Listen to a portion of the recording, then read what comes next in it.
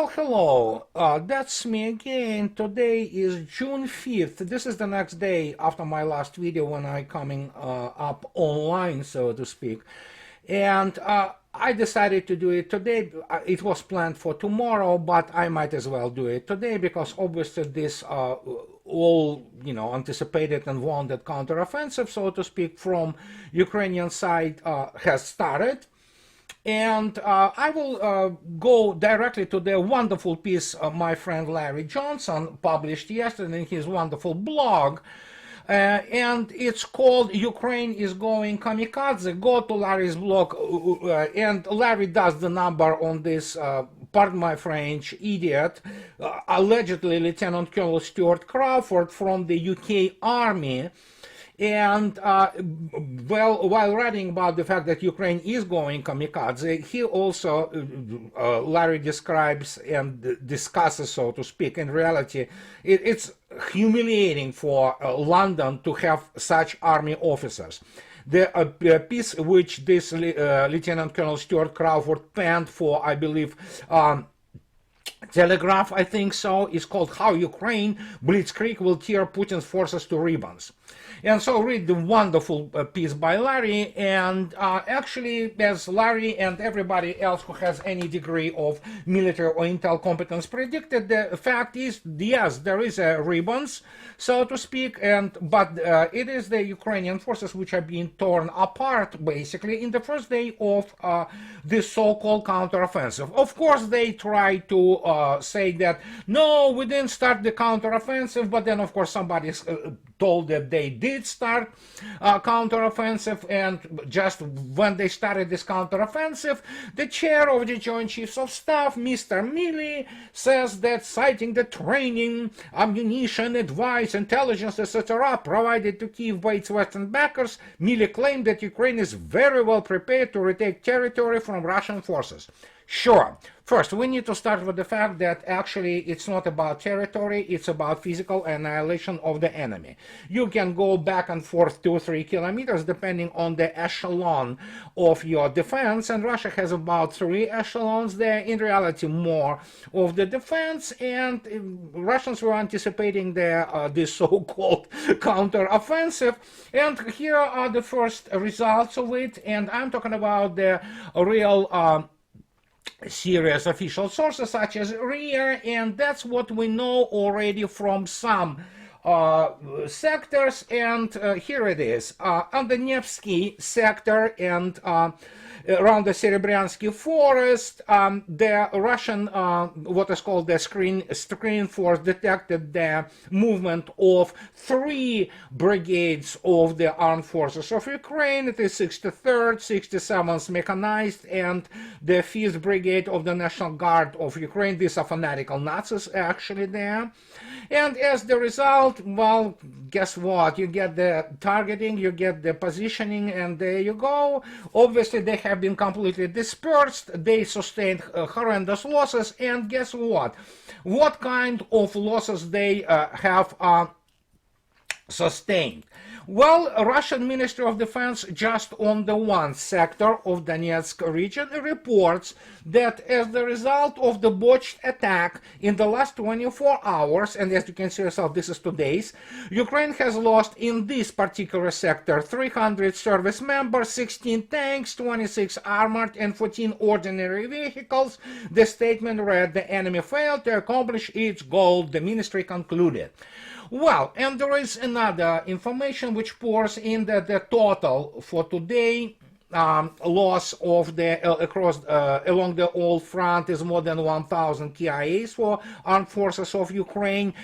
So basically, roughly multiplied by 2-3, you have another 2-3,000 wounded, most likely severely, and you can see yourself already there are trains running in Kiev and other places packed with the mangled bodies of the Ukrainian servicemen, and you have those rows and packs and batches of the medical emergency vehicles ready to deliver them to whatever hospitals. So and that brings us to other thing that actually already there are confirmed There is confirmed data. There are all kinds of Bradleys scattered, blown up, and so you can look it up in those Telegram channels, which even those shysters who make simply money on selling BS to people, even they begin to post things which you can see yourself what is happening. And yeah, as Larry correctly stated, it's a kind of kamikaze thing. And this brings us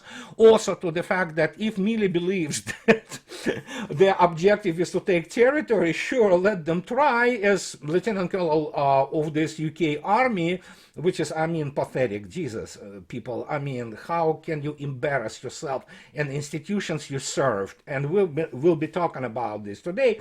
But the point is, of course, that, yeah, all attacks have been repulsed. There is a heavy fighting there, but they don't gain anything. And yes, we have, as I already stated, horrendous losses in the first day. So, and this is just the start of it, and it's going to be kamikaze until they basically impale themselves, and the rest of it we'll see what happens. Only General Staff knows what is going on. And here I want to bring you to the point which was excellently described and elaborated on by Bernard of the Moon of Alabama, a wonderful resource on the net. Many people know that it's a wonderful blog. And Bernard actually was a couple of days ago, he was reacting to this. Here we have this War on the Rocks. It's military porn site allegedly packed with all those former servicemen of the U.S. Army and whatever Western forces. And they wrote this piece by Eric Kramer and Paul Schneider. I'm sure they're some kind of special forces who killed a lot of Taliban. But what they write here, what the Ukrainian armed forces need to do to win.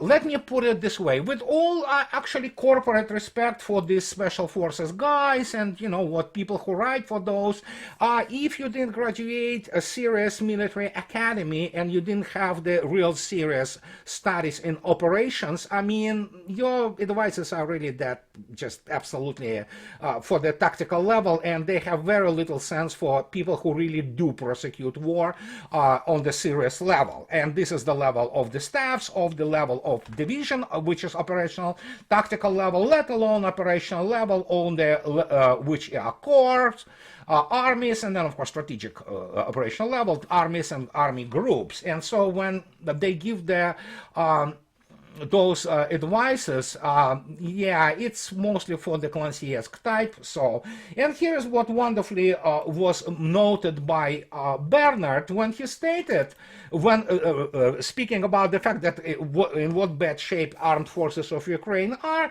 look what he writes. It's a very good summary, actually. And again, this is very much in line with what many of other people, including me, were talking about. A suicide mission to hide the command files reporting. The authors claim that most of the above problems, and you can read those pieces that they do list those problems, could be fixed by more Western training, which they are more than willing to sell. However, what has become of the last armies Western forces have trained in Iraq and Afghanistan, both fell apart. An army must reflect the local society and culture. It cannot be formed top-down by outside forces. Since 2015, the Ukrainian army has been built up and trained by US and British forces. What the War on the Rocks authors describe is a result of that. And again, I want to stress here, no American servicemen, top, bottom, from Mr. Milley down to the last, grunt, they have no clue what the modern combined arms warfare is. Same goes for these special ops guys. And believe me, I knew very many special ops guys. And yeah, you know what, if you go and look at what is called the Zich Cape in Baku, where the huge campus of my Naval Academy used to be located, actually it's still there. It's services now the Azerbaijani military as some kind of the mixed academy. Obviously, who would ever discard this huge campus? And well, the next thing to us was, of course, the basically facility, what was called the homestead of Mr. Pashets, who was at that time Captain Third Rank, Lieutenant Commander. Then he became the commander, which was actually Special Forces, Naval Special Forces Training Ground. We know it through and through, not to speak about the fact that obviously we have a very good understanding, for example, like Special Marine, Russian Soviet Marines forces like Saturn Battalion of, special operations operate. We studied it, we trained with that. And when I see that some guys from United States military who never encountered real serious enemy in their lives since Vietnam War begin to try to offer, suggestions and advices on how to prosecute the war, especially for the force which they trained for 8 years, it's really risible. I mean, yeah, they better start writing books, sell them in whatever, Barnes and Noble, Amazon, about the exploits of shooting their basically forces which are still stuck in the 15th or 16th century. But still, they, the result, look up the basically exit, let's call it that, exit of the US Army, all of its special forces from Afghanistan. Same goes for Iraq. That pretty much speaks all you need to know, and that is why American side doesn't know what modern serious combined arms operations are. The only thing they know, which is of course they get it, pick it up, so to speak, or lift it up from the field manuals, is how to move the things, along the front line. This is what is happening right now, this very moment, by the armed forces of Ukraine, who tries to actually start attacking not on several operational directions, as they say, but along the whole front line, trying to apply pressure and find so-called soft spots for the breakthrough. This is even housewives in the 19th century could understand. And the idea that some guys from Pentagon are trying to pretend that they know how to plan operations of this scale against peer, or actually better than peer, they better go back and learn something about real war, because this is absolutely begins to manifest itself, this incompetence. It's embarrassment. It's embarrassment starting from the tactical level and including tactical technological level with the weapon systems. It is complete failure. And the first day is already the great proof of that, not to mention the fact that they have, evidently, by what it is known right now, about 12 brigades. First, we don't know what really a number of the people in Ukrainian brigades are today. Usually brigade is 5,000-6,000 people. We are talking now probably 2,500-3,000 at best, and how much they have the full TOE for the brigade to conduct anything. And what is known that already 3 brigades have been already pretty much wiped out of the battle order of the armed forces of Ukraine, and another remaining 9 or 8 whatever brigades, they are 1 day march away. You know why? Because if they move anywhere closer, they will be annihilated, because you have to go and do this. You remember this? I will be showing it constantly. This is how, for example, motorized rifle brigade should look in the offense.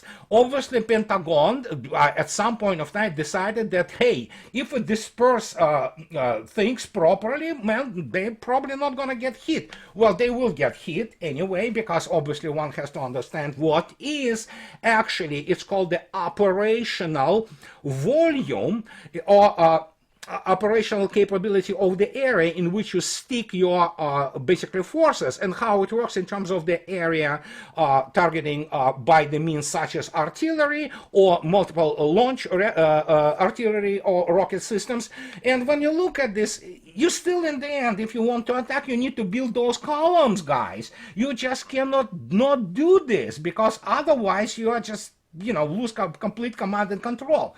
But evidently they thought that they can do it, bypassing this idea, because once they build on the columns, they become the target. and those columns are built within the appropriate distance from the what is called the deployment of the columns. It's probably between 10 to 15 kilometers, pardon me, of the first trenches of the defense. And you know that you go in and you're completely done. You annihilated by Russian artillery, missiles, aviation, and things of this nature.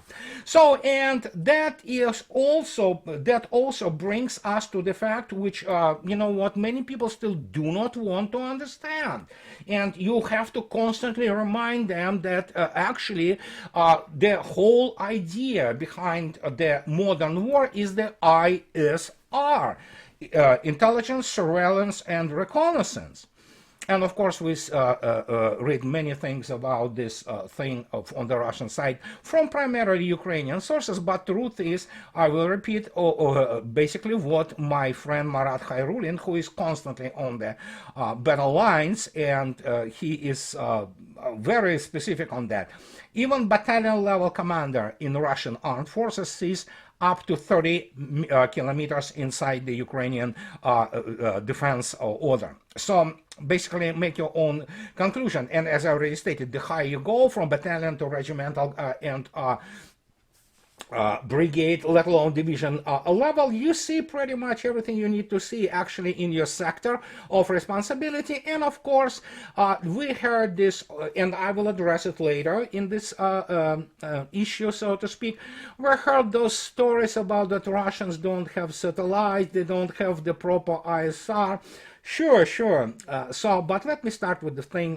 One of the major tools, so to speak, of the ISR is not just satellites, which Russia has a very decent constellation, which helps to see pretty much almost in the real time what is going on there in Ukraine, behind Ukraine or armed forces of Ukraine lines, but also they forestall just about anything.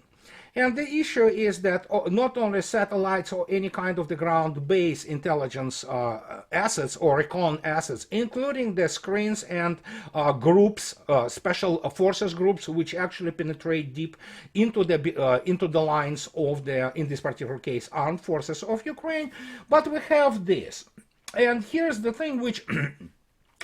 They were lying non-stop. This is Beriev A-50U, which Russia have now, I don't remember the full number, you can correct me, don't quote me on this. I believe these are fully digitized and updated AWACS, essentially early warning system aircraft, based on the, which is called A-50U, based on IL-76 platform. And they see everything in their air, but they also work, and they have excellent ability to track and detect and track targets on the ground, and up to the 400 kilometers into enemy's depths. Of course, the next thing is the A-100, which is absolutely new development, which is state of the art, and it's gonna go, it's already flying, but, and already two of them actually are flying, but they are still not in IOC. They will reach IOC by the end of this year, and in 2024 they will start to arrive in the first line troops. These are state-of-the-art aircraft, and they have a very good ability to detect not only aerial targets, but they also have a superb ability to actually detect the ground targets with a great resolution. And here we have to have to give you a little bit of the understanding, not going into those neck of the woods of the radar technology and how it operates nowadays. Well, the principle is pretty much the same. You have magnetron, you develop the type of the wave, it goes in, it reflects, and then you do your signal processing, and bang, you have the basically new appropriate targeting information. You detect and you develop the targeting information. Targeting information, of course, being the azimuth and range or geographical coordinates of the targets. And here's what we need to go. Let's kind of give a really fast review from the both naval postgraduate school and one of the famous radar technology books, and here it is. For example, detection of the point targets. What they do, those guys, while scanning the ground. As you can see yourself, fundamental principles of those things are in two phases. First, filtering in the broader sense of the term in order to eliminate as much of the spurious noise masking the useful signal as possible, while in the same time maximizing the signal, and actual detection, which, using the signal receiver, after optimal filtering, allows the radar operation to decide whether or not the target is present. And the signal is characterized for a plane wave perpendicular to the unknown direction of the target, and temporal signal, which is a replica of the transmitted signal, time shifted by the two-way radar target propagation delay and frequency. And when you say, what the hell are we talking about? I will tell you. While working in radar, any kind of radar, but especially so on the ground, which allows you to see the movement of the enemy's equipment and even the people, the personnel, you need to have the thing which allows you to specifically concentrate on the filtering the signal which is developed from the radar clutter. Here's the clutter, which you can see yourself, and it's a superposition of waves. And here is the Naval Postgraduate School, gives a big, well, not big, I mean, it's a good representation, and basically a PowerPoint representation, and they talk about the interference. An example of ground-bound multi-path can be misinterpreted as multiple target. This is what clutter does to you. And actually, clutter could be not only ground, but it could be also in the air. But usually, the clutter obviously interferes for the most in the most important way is from the ground. And you can have the side lobe clutter actually, and you can actually, when you have the real what is called scanning of the ground, clutter from the what it is itself, the ground. And in this particular case, it all depends on this selectivity and sensitivity of your radar and ability to properly process the signal. So those A50s and A100, they have state-of-the-art ability to process the signal, and they, together with other means, which creates what I'm talking about very often, fusion and data, fusion of data and even probability fusion, because every target detection is always probabilistic process.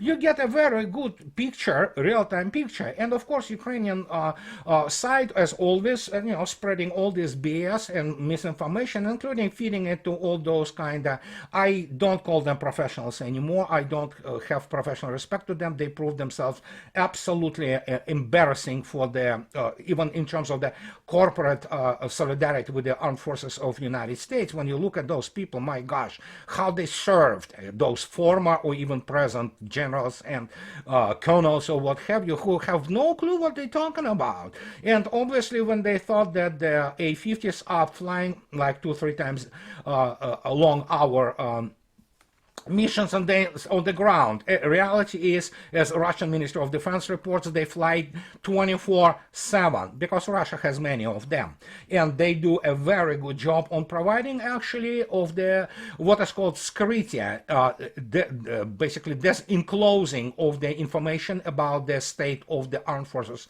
of Ukraine, and provide good targeting. And that is why actually we see what is happen today. And yeah, it's horrible, I mean. And yes, I have to basically send you back to Larry Johnson's wonderful summary of this, which is about kamikaze.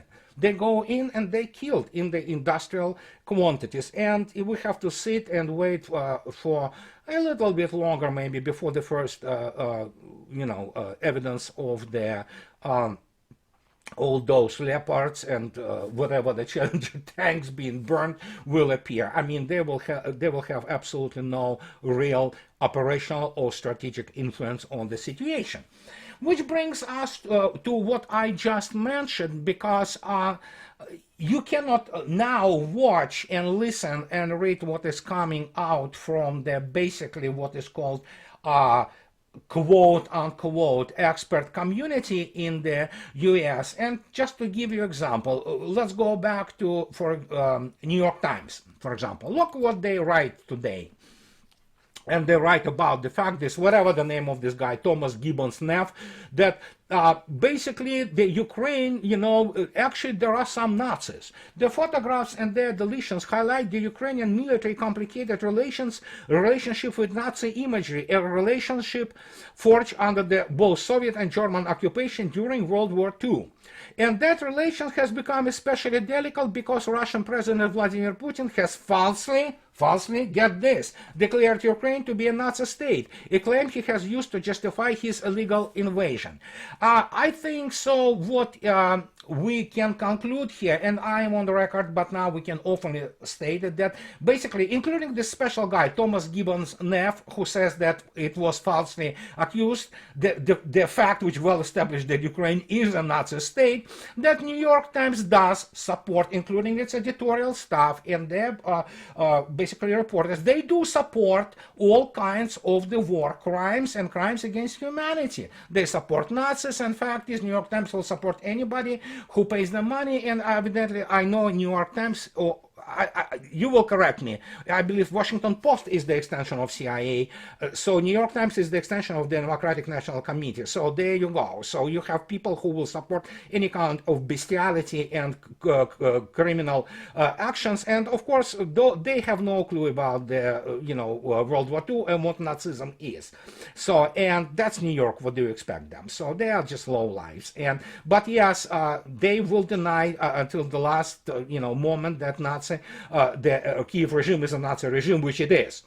So, but hey, what do I know? And so we go next to the issue of how American military expertise collapsed completely and how it is just absolutely ridiculous. Here's the kid. The kid is, his name is Ian Fleming, and he is, look at him. He served 6 years as Army engineer. Whatever he served is, probably some sergeant there. He, whatever, dug trenches or did some important engineering work, but look at this. That he, during his graduate studies, Yan directed research at the Missile Defense Advocacy Alliance. He interned at the Center of the Study of Weapons of Mass Destruction at National Defense University and the Arms Control Association. He holds a BA from Southern Illinois University and MS in Defense and Strategic Studies from Missouri State University, where he studied arms control, weapons of mass destruction, proliferation, missile defense, and nuclear strategy. In 2014, he completed his master's thesis, Future Directions for the Proliferation Security Initiative, blah, blah, blah, blah, blah, blah, blah, blah. I can tell you immediately, you can go to any kind of the what is called security studies and strategic studies in the United States, any program. If you want to, you can go to this Missouri State where this guy graduated from, and you can take a look at the list of the courses and what they study. If you're not going to start hysterically laugh at that, because it is a hodgepodge combination of random, facts about something. And when you look at those courses, for example, like study of operations, 3 hours of lectures, it's like you begin to scratch your head. I mean, that is why you have absolute historic and at scale miscalculation, because those guys, across the board, who get those degrees and they study, so-called study, all this random collection of the facts related to military without understanding real physical essence of what is behind it. Yeah, 3 hours about ballistic missiles. Wow. I studied ballistic missiles for actually 2.5 years non-stop, 3 days a week for the 2 hours each, so you can calculate yourself what it is. And this is just ballistic missiles. You study cruise missiles, you study physical principles of their operation, and then of course tactical and operational use. And when you look at this, my gosh, then you are not surprised with the fact that Center for Strategic and International Studies produced this wowzer. The wowzer is this. It's the fact of the Russian, what is called the Russian long-range strike missile campaign in Ukraine. And look what they state. They, when they opened this kind of the thing about it, wrote this paper. This kid wrote this paper, and here what they find about Russian missiles. And Russian long-range strike campaign of air and missile attacks has fallen short of producing the strategic effects necessary to achieve a decisive victory. Ukraine has seen increasing success in intercepting Russian cruise missiles, particularly since the influx of Western air defense systems in October and November 2022. Yeah, we know the influx was very great because the 2 out of 3 Patriots are gone now. But look at this. Here is what they say about this, and you already can sense this. Please, it's a joke, but hey, these are people who have those degrees and they abuse their sinecures. Basically, they're fraud, military and academic fraud. Look at this. Russia's long-range strike campaign in Ukraine contrasts starkly with those waged by the United States and coalition military forces during Operation Desert Storm and Operation Iraqi Freedom. In these wars, U.S. cruise missile and other precision-guided munitions played a pivotal role in fracturing Iraq's military from its political leaderships, suppressing enemy air defenses, and achieving coalition air supremacy. Read my lips. I have the news for all those people in the strategy, and actually for anybody who studies any war in actually in military academies and all those studies. Persian Gulf War was a joke. I mean, and anybody who continues to use it, and you remember yesterday I provided for you the quote from the chief of the strategy department of the Academy of General Staff. Most of those people, by the way, from CSIS, they will not be able to pass entrance exam there. And the fact that it's basically totally anomalous war, it's basically not a war. It was annihilation of the beating the crap, pardon my French, from the defenses, essentially army. But here we have the situation which they are really butthurt because the all NATO training and NATO doctrine, field manuals and technology are absolutely useless in real war, and they hurt. And guess what we have in the end of the study? I don't even know why they do this. They talk about how they do the basically data. Well, guess what? Here's the data, and make your own conclusion. This is what it based it on. Accurately assessing an ongoing war is challenging, and any analysis on narrative deserves a healthy level of skepticism and scrutiny. However, the high level of attention on the war in Ukraine has produced a large quantity, no it doesn't, of publicly available information. Ukrainian, UK and US defense and intelligence agencies have provided a steady stream of information on and insights into the performance and availability of Russian missiles. Again, mind you, these are the same agencies who said that they were winning in Iraq, they were winning in Vietnam, they were winning in Afghanistan. And then comes this disclosure. The data cited and visualized in this report is mainly drawn from several Ukrainian government sources.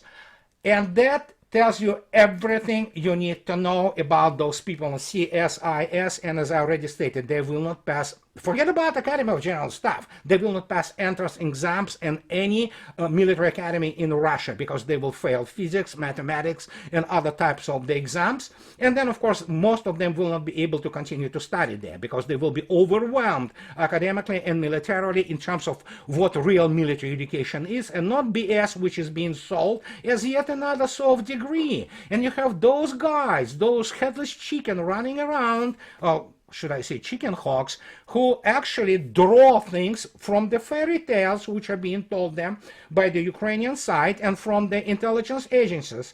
The same intelligence agencies which, as I already stated, they said that they were, the United States was winning in Iraq and Afghanistan. We know how it all ended. And at this stage, they have to resign themselves that they are not even in the same league. They do not understand this war which is happening, which actually completely shadows or eclipses everything they ever encountered in terms of the scale and scope. That, and of course, again, this is the proxy war of NATO, whole NATO against Russia, and they lost it. and they hurting are really badly because, and I understand them. In human terms, can you imagine when you study so much and you believed in so many things, and then suddenly you have within 15 months to admit that it's all crap, basically. Yeah. When you have again, as already stated, when you study Patton, George Patton, as the great tactician and great general, what do you expect?